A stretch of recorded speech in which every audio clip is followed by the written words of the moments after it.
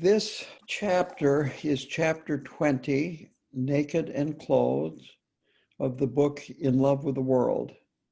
It starts on page 167. This is the beginning of his transition from a monk with money. Would you like to mute Lama Yeshe? Oh, yes. And then I'll start over again. Thank you, Dennis. Thank you. So I'll start over again. Okay, I muted everybody. So tonight we are going to talk about chapter 20, Naked and Clothed, from the book In Love with the World by Mingyur Rinpoche. It starts out on page 167. And in this chapter, he begins his retreat as a wandering, homeless, penniless sadhu. And in India, these sadhus, there are actually quite a few of them. I think they're all Hindu, but by doing this, he fits in with that type of person in India. If he dressed like that and behaved like that in another country, let's say in the United States, it just would not work out. He would not, you might say, blend in. But now he is out of money. He is no longer going to be staying in the guest house. He's no longer going to be eating in restaurants. So, and he reflects that he is going to be uncomfortable not wearing his monastic robes, that they keep you mindful, he mentions. And as a monk, I can tell you, or a monastic, because nuns wear the same clothing, I'm sure they are intended to keep you mindful. It's much easier to wear jeans and a t-shirt, or to wear slacks and a dress shirt. And you don't have to be so mindful with, you might say, the civilian clothes. The clothes actually remind you to stay aware, to stay awake. And there are a lot of rules and etiquette involved in wearing the robes.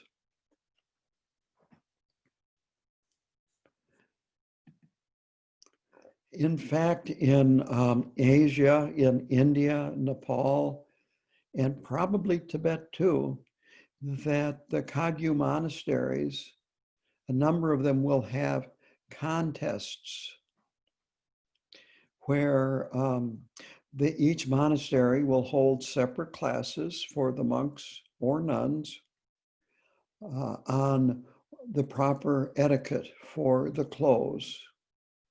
And there's more clothing than what I have on now. There's some clothing that is worn for important ceremonies and worn when there's a VIP present, and so on and so forth. But there's a lot of rules, a lot of etiquette. And then after these classes, they will have tests where the different monks or nuns will be judged according to how well they have understood and used and mastered the rules and the etiquette.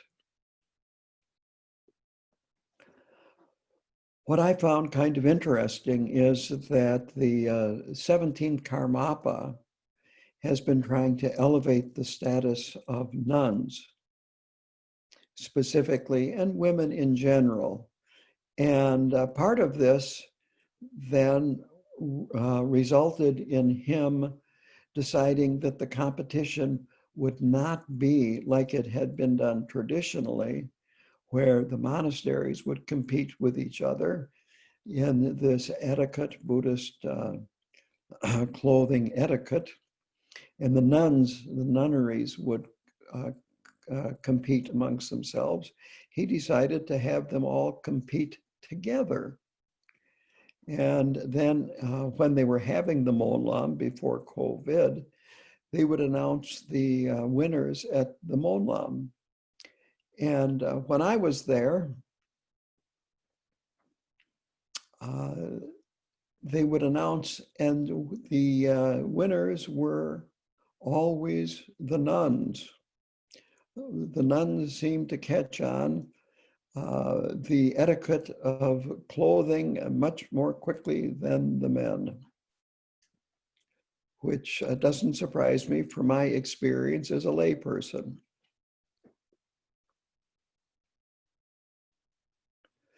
So to go back to the robes, that the robes keep you from straying into wrong view or poor behavior. Now, with Mingyur Rinpoche, this didn't concern him because these were issues that he had dealt with a long time ago and did not need the support of the robes to keep him from behaving poorly or developing wrong view. What did concern him was that this helped him maintain his recognition of awareness. That without the robes, he felt naked and vulnerable. I'm not sure when he took his monastic vows, but it easily could have been somewhere between the age of 5 and 10. And it could even have been before 5, since he was recognized as the rebirth of one of these realized masters. So he had been wearing these robes almost his entire life.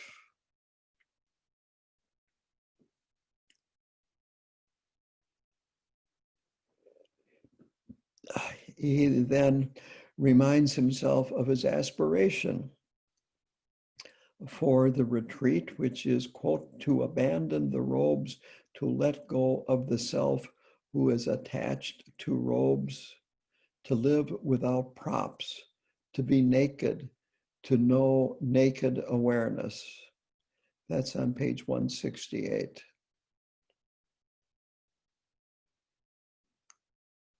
So that next day, he puts on his dhoti. And this is what Gandhi wore on the lower part of his body. It's a very simple, very thin cloth. And so then he leaves the guest house for the last time. He had bought the cloth earlier, a day or two earlier. So now as he leaves, he's thinking, no Buddhist monk, no place to stay, no buying food, a new beginning. He goes out into the street, and the workers in the stores, the shopkeepers, start staring at him. And this brings back his experience in the train and the train station. That he feels naked or almost naked. He's overcome with shyness. He feels uncomfortable.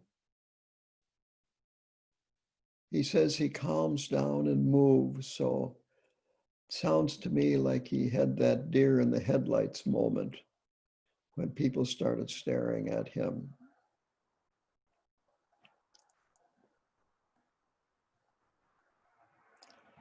And then, of course, the question becomes, why do we place so much importance on how others see us? Even how strangers see us. people on the street, people in airports.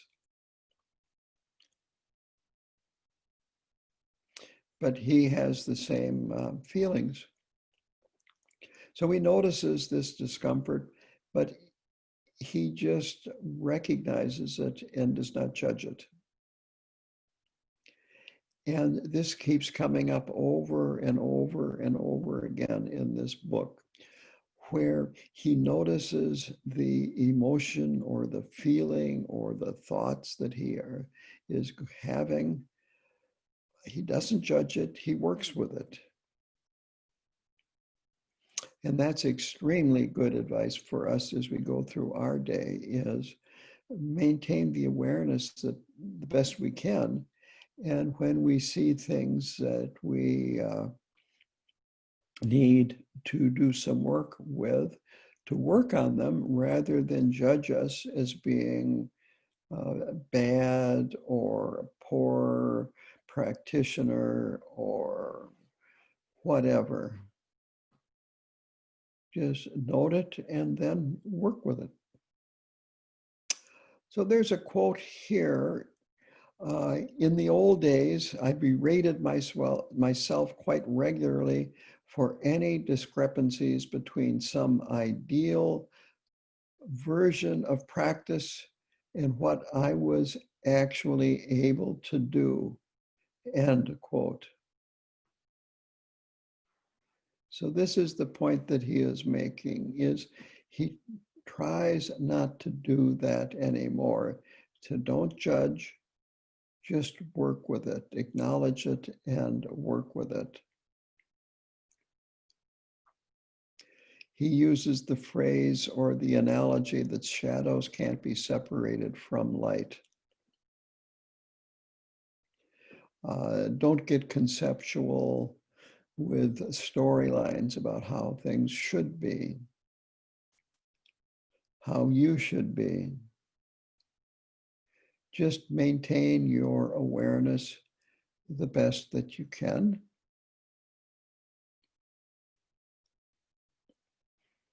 And if you can't work on it, then think next time I will work on it.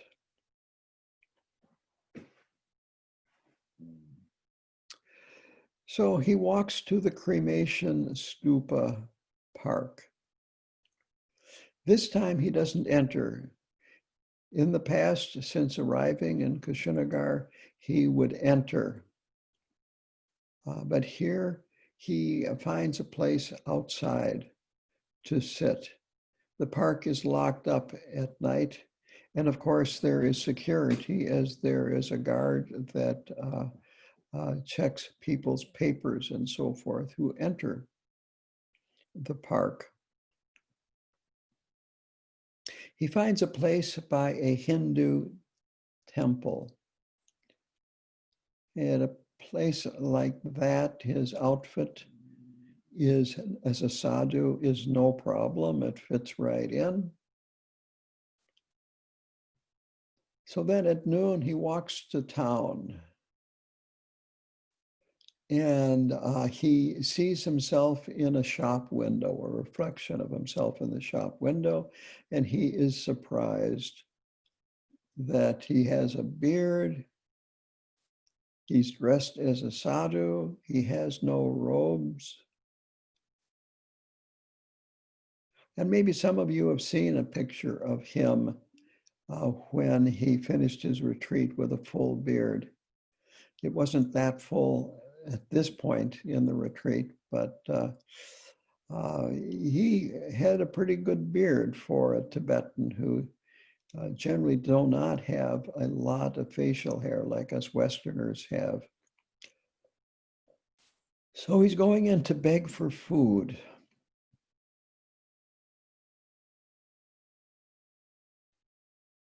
That finishes the chapter. So now, which was naked and clothed. And now the chapter is no picking, no choosing.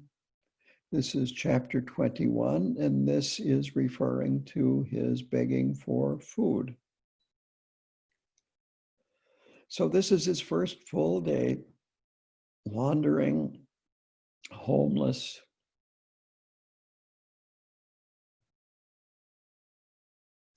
And so he is begging for a meal and expects it to last him until the next day. He just wanted to have one big meal at noon. And he sees begging as a critical test for his retreat, because again, he has led a life of being very well cared for, both by his parents and then by other people, because he was recognized as a reincarnate Lama. And so he would be treated very, very well. If he was with others, others would always buy the food, and they would buy good food. People would have lots of respect for him, and so on. At the beginning of the book, he talks about not even having any experience handling money. So the begging is a real big step for him. He says it skewers his pride, tests his humility, and measures his resolve. He goes into the restaurant that he has been eating at a few times in the past, and when he gets in there, he freezes. Just like when he stepped out of the guest house onto the street. And he says he stammers out a request for food. And it's difficult to even stammer, get the words out, stammering. And the owner tells him to come to the back after they close in the evening. He leaves feeling humiliated, hungry, and feeling naked.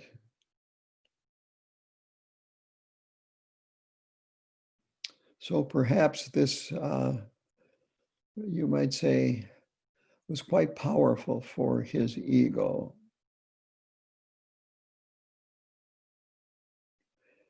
So now he analyzes this a little bit. He said, I took the refusal personally. On the other hand, he says that I know intellectually that all my identities are empty of reality. There is nothing to get hurt.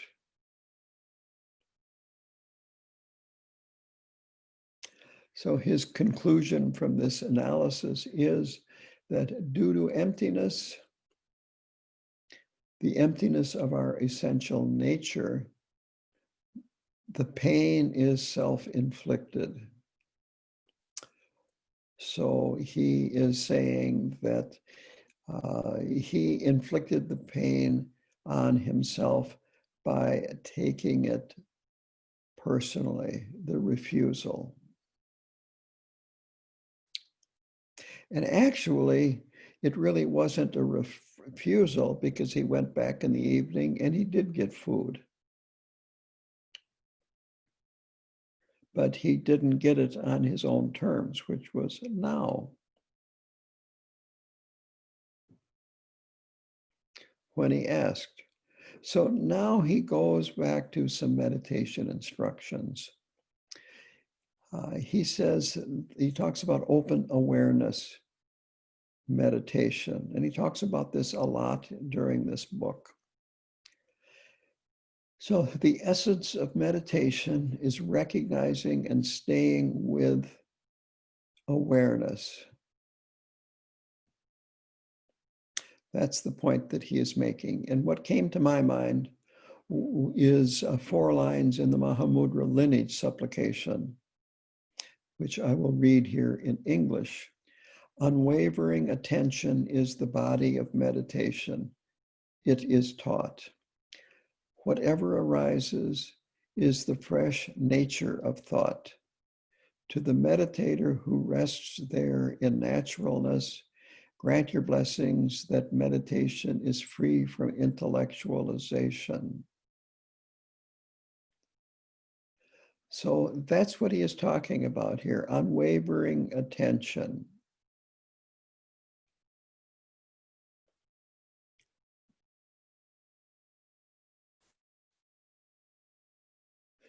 He uses the metaphor of a guest house, that our mind, when we are meditating in open awareness, is a bit like a guest house.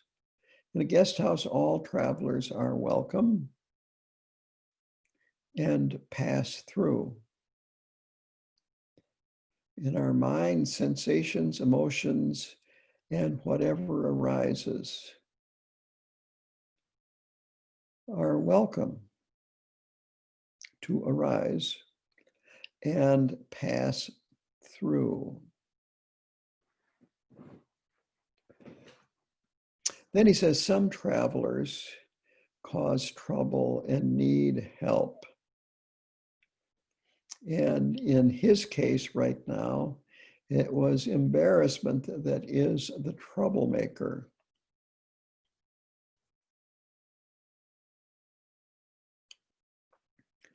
So the remedy is to have the intention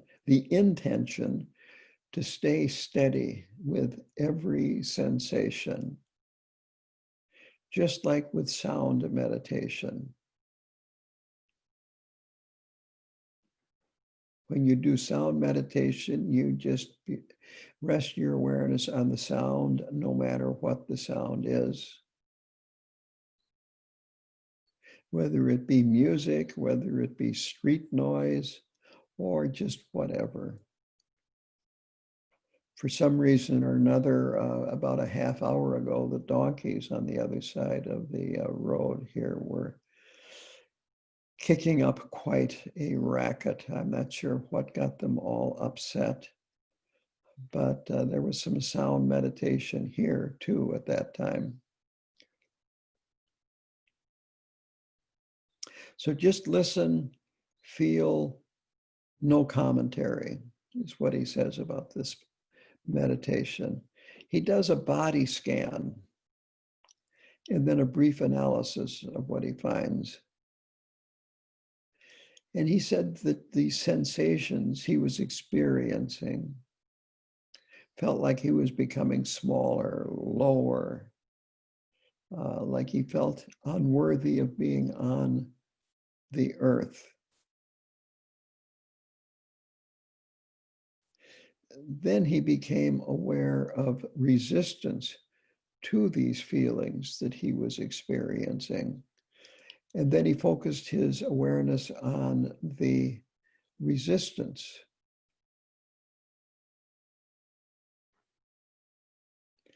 And then he realized that he had felt bad about feeling bad. And this is so common. We just pile one layer on to another, which is what he is doing. And obviously, this is why he brings this up too, because we can see ourselves in this kind of behavior.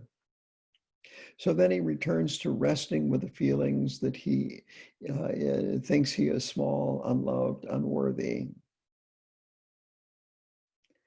And he decides that my mind turns out, maybe I should say he observes, not decides, he observes that his mind turns out to be bigger than all of them.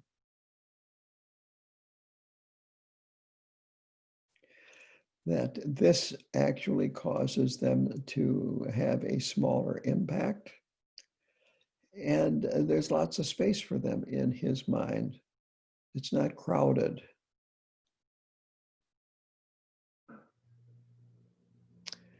And he says he did this for several hours and develops some acceptance about what is going on inside his mind and his body. And his body starts feeling contented. He now goes back to the restaurant, is given these, basically they are things that have been scraped off of other people's plates, and eats them. And he says, it's a more delicious meal than I have eaten in any five-star hotel. My experience with this is that when we eat mindfully, when we eat with awareness, we taste the food much more. The flavors become more intense, more delicious, and so forth. And I really think that is what he is getting at when he says that as a result of his meditation and maintaining this open awareness, the food just tasted absolutely wonderful.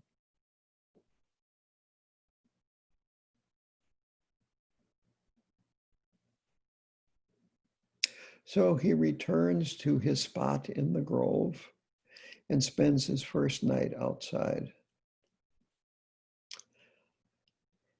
And he feels this is the true beginning of his retreat. He has realized, A, how well the protective shield worked before he did his retreat, his position, his attendant, his students, his monastery, and so on and so forth, formed a very protective, secure shield. B, he felt how isolated he was now from his protectors and their shield.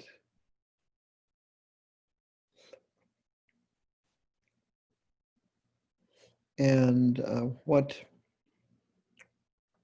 came to my mind was that this country is full of homeless people right now. And they, I'm sure, have gone through many of these same experiences that Mingyur Rinpoche has gone through. But unfortunately, they have not had the, you might say, safety net of Buddhist practice and Buddhist techniques, and being able to maintain mindfulness. And on top of that, doing it willingly rather than having it, you might say, forced on them by not having a decent job or having all kinds of other issues that keep them from holding on to a job, whether it be psychological, physical, because of their background, their racial or ethnic background, or whatever. So this thought really went through my mind that there must be millions and millions and millions of people in the world that have these same kinds of experiences, but don't do it willingly and have no foundation to be able to work with these experiences successfully. So on page 176, he says, quote, I was seized by the full weight of solitude, the feeling of being very far from safety and utterly undefended, end quote. He said, I didn't sleep all night, that the dogs were barking, there were mosquitoes. And then he finishes by saying that it actually felt good that his plan was coming together. Now, the next chapter is chapter 22, Working with Pain. And this starts on page 177.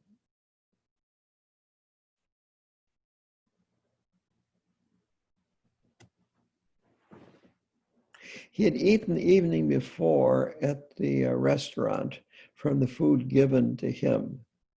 And at 4 a.m., he says that his cramps, stomach cramps, started coming. So he started working with pain by focusing his awareness on the pain, again, without commentary. Not too different than what he had been doing the day before, but now the focus is the pain. So he has a teaching here on pain meditation. And he says the trick is to stay aware of the mind along with the pain. Quote, the feeling sensation of pain arises in the body. The negative reaction to pain arises in the mind. The fixed self and transforms physical pain into an enemy.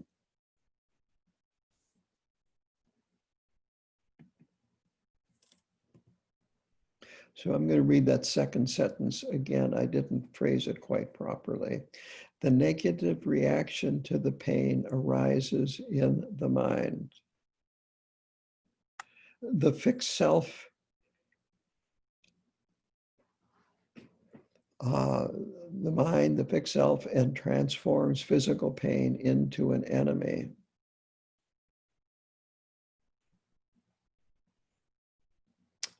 And then we have an inner battle with the pain, wanting to get rid of the pain that is in our mind.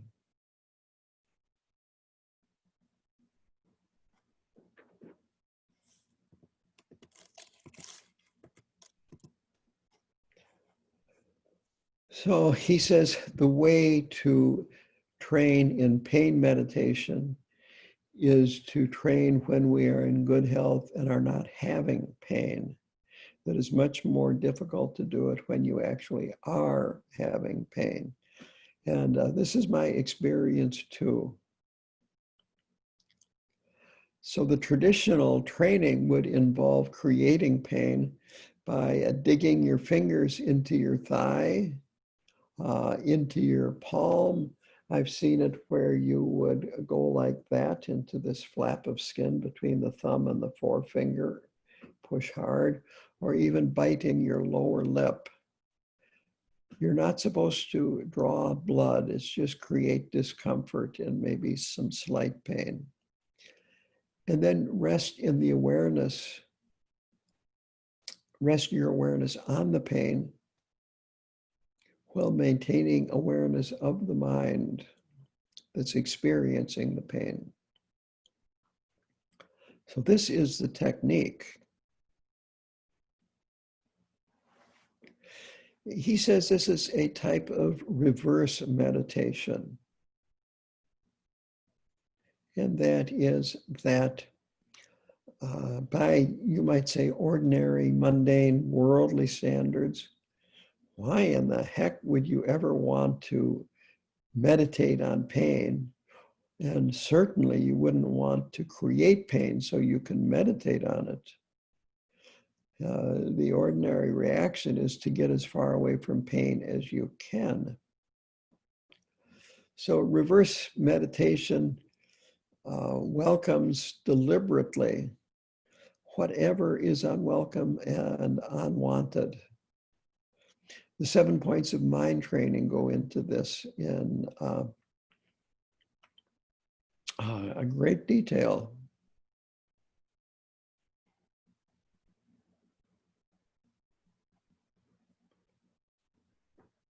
So he says, you like peaceful meditation? Well, then go to an airport or a shopping center. Meditate there. Ride on a low-class car in an Indian train and meditate there. He says that his wandering retreat is actually a reverse meditation. Instead of doing it in beautiful shrine rooms and retreat centers and so on and so forth, just being out in the chaos of the world unprotected.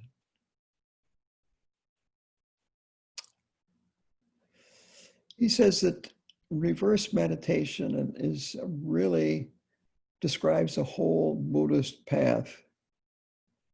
That another metaphor is it's like swimming upstream, and that this is a common metaphor for the Buddhist path.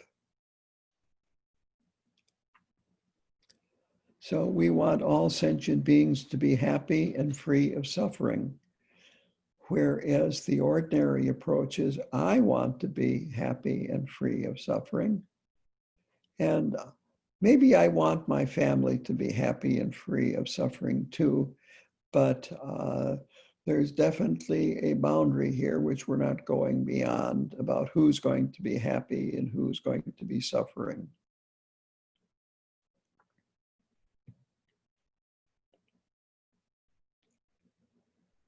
So much of the Buddhist path is contrary to conventional behavior.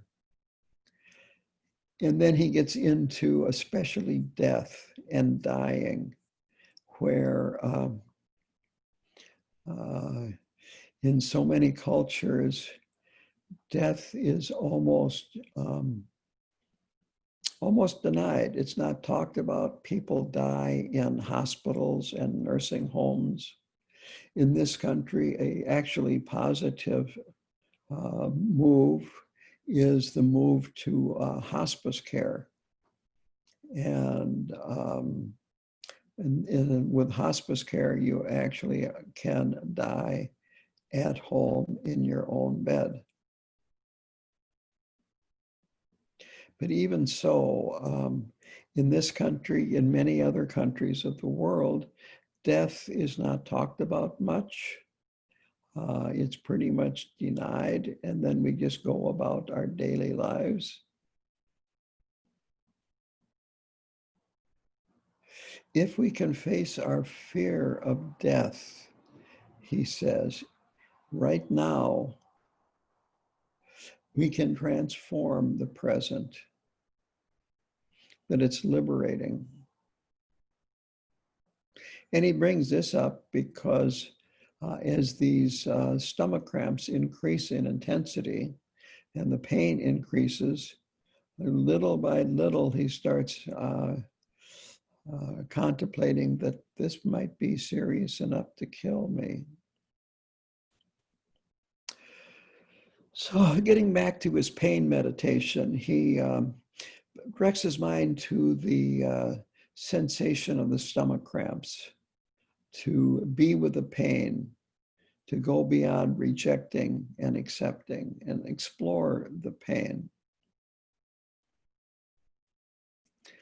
He does some investigating, questioning, and this shows the importance of curiosity. That if you look, you might see something, and if you listen, you might hear something. So he was looking, investigating, and so he questions who is having the pain.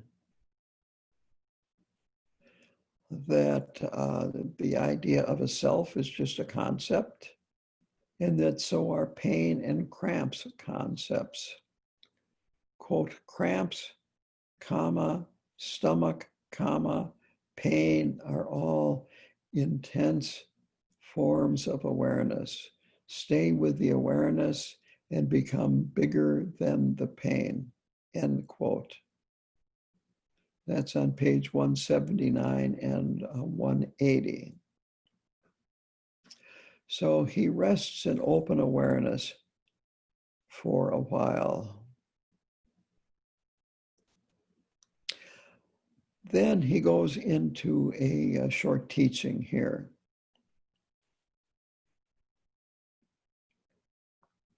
He has the phrase mere awareness.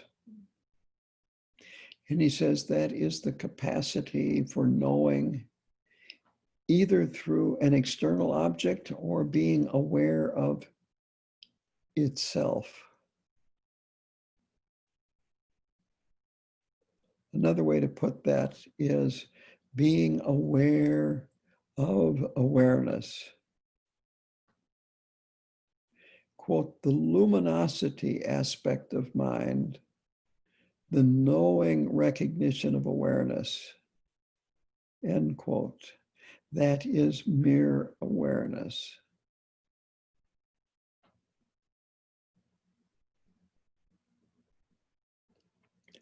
He'll get into this in the future chapters, but this luminosity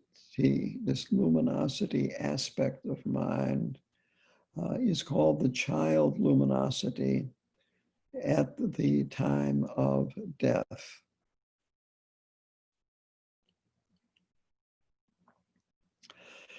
So anyway, there are many different techniques in Buddhism to experience this luminosity aspect of mind.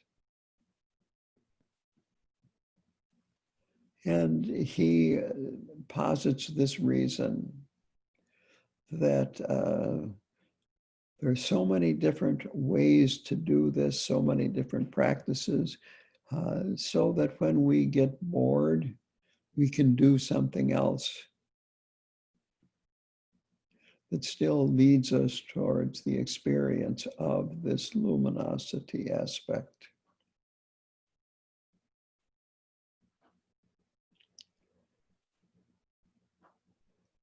And he has used and discussed a number of different techniques already in the book that lead to experiencing and discovering this luminosity aspect of mind. So then he finishes up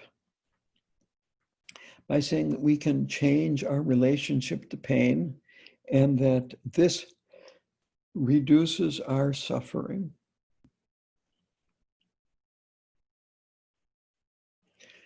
It's not changing the pain, it's changing our relationship to it.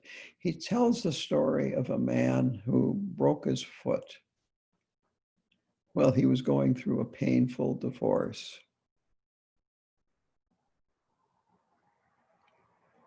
And he ended up the story by saying that the man who was in a lot of pain because it was a painful divorce, eventually realized that his pain was in his foot. And once seeing where the pain clearly was, how and where to treat the pain.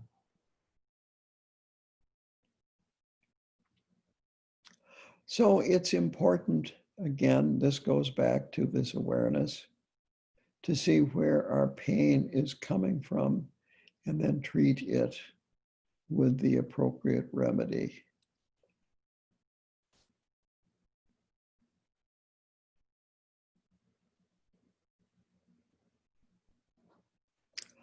Finally, he says that he felt sick all day. He really wasn't hungry, but felt weak and felt that if he got some more nourishment, he could perhaps improve.